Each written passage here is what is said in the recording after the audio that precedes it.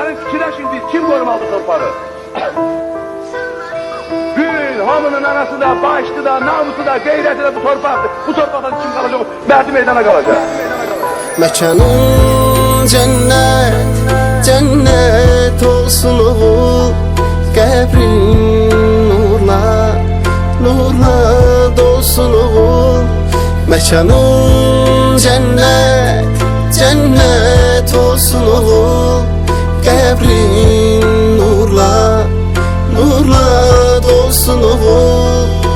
Bugün şehidim köçtü evimizden, itti gözümüzden, ama gitmir kalbimizden. Bugün yine vətən ağlayır. Sen uyu şehidim, sen uyu mezarda.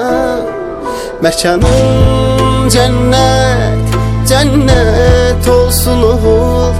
Qəbrin nurla, nurla dolsun oğul. Mekanın cennet, cennet olsun oğul.